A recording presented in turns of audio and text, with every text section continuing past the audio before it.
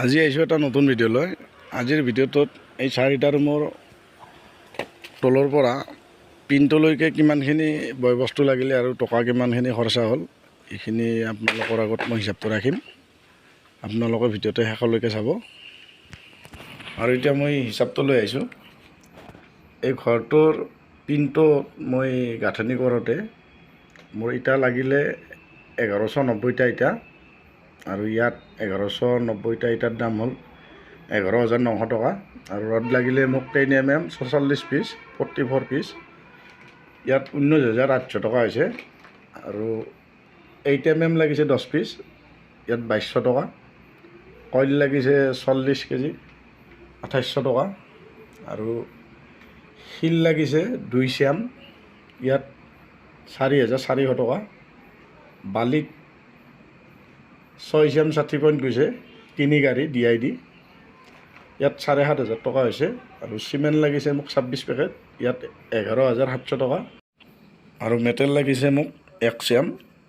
মেটেলটো মই পোষ্টবিলাকৰ তলত চলিং কৰাওঁতে ব্যৱহাৰ কৰিছোঁ। এইটো মেটেলটো মই 1 চিয়াম আনিছোঁ। 1 চিয়ামত মোৰ গোটেইখিনি হৈ অলপ বাচি গৈছে, তথাপি মই আপোনালোকৰ আগতে 1 চিয়ামৰ হিচাপটো ৰাখিছোঁ। আৰু গোটেইখিনি মিলাই 67,100 টকা হৈছে গোটেইখিনি মিলাই।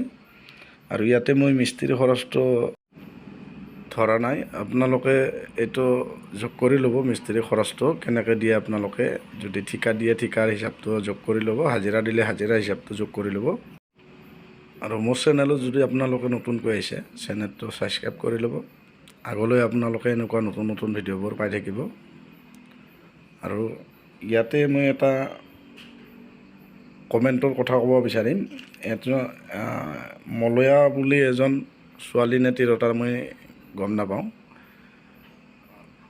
মলয়া বুলি কিবা টাইটেলটো দিছে মই বুজি নাপালোঁ এইটো। আৰু তেখেতে এটা চেফটি টেংকৰ ভিডিঅ'ত মোক এংগেল ৰং বুলি এনেকুৱা কিবা এনেকৈ লিখিছে। কমেণ্টটো শুদ্ধ হোৱা নাই, মোৰ এনেকুৱা লাগিছে। আৰু তেওঁ কি এংগেল ভুল দেখিছে এইটো মোক ভালদৰে শুদ্ধকৈ এটা কমেণ্ট যদি কৰি দিয়ে মই নথৈ আনন্দিত হ'ম। আৰু বহুত সৰুৰ পৰাই চিমেণ্টৰ কামটো কৰি আহিছোঁ। ভুল বোলা শব্দটো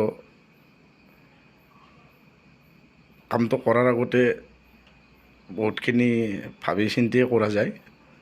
আৰু ভুল শব্দটো মই পোৱা নাই আজিলৈকে, বহুত বছৰে কৰিলোঁ এইটো কাম। গতিকে তেখেতে এটা শুদ্ধ বস্তুত কেনেকৈ এংগেল ভুল বুলি, কি এংগেল ভুল হৈছে তেখেতে অলপ ভালদৰে কমেণ্টটো মোক জনাই দিলে মই ভাল পাম। আৰু আজিৰ ভিডিঅ'টোত মোৰ ক'বলগীয়া এইখিনিয়ে।